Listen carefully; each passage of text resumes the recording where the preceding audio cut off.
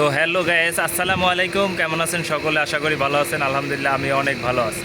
তো আমাদের দোকানে কিভাবে বেচাকিনা করতে হয়, কিভাবে কাস্টমার সাথে কথা বলতে হয়, তো একটা দোকানের রিভিউ দিয়ে আমি আপনাদেরকে দেখানোর চেষ্টা করি। চলেন ভিডিওটা দেখে আসি।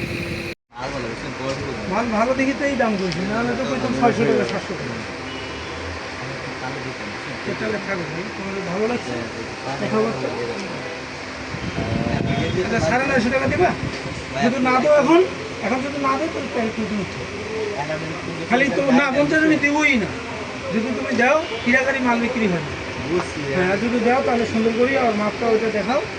হ্যাঁ, এটার তো আর মাপ নেই, এটা হয়ে গেছে। ওটার সমস্যা আছে, ও মাপ দিয়ে দেখি। এখন যদি দাও, হ্যাঁ ওই সবসময় সব লাভ হয় না। সময় 950 দিচ্ছি, 900 নম্বর কিনা, 950 টাকা দিচ্ছি। দিলে দাও, না দিলে 900 নম্বর কিনা, 1000 নম্বর দিতে হবে। কি কিনা 900 এই যে দোকানদার, হ্যাঁ রবিউল, এই যে এতগুলা মাল যে দেখাইলা কাস্টমার কি কিনে নেয়? জ্বর ছিল। আর দামি গেঞ্জি মনে হয় দেখছে না? হ্যাঁ, দামি গেঞ্জি, যে অনেক সুন্দর সুন্দর দামি গেঞ্জি দেখছে, কিন্তু বেচতে পারে নাই। হ্যাঁ, প্যান্ট সহ কয় টাকা কইছিল? প্যান্ট সহ 900 টাকা। 900 টাকা বলছে, কিন্তু উনি আবার বইলা দিছিল কত টাকা বইলা দিছিলেন?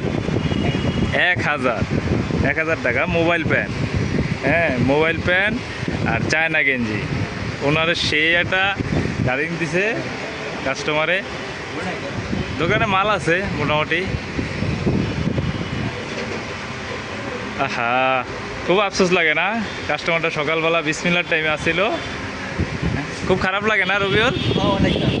অনেক খারাপ লাগে। অবশেষে কাস্টমারটা আসলো, ঠিক আছে? কাস্টমারটা আসলো, দাম করতে আছে কাস্টমারটা, মানে 950 বলছে।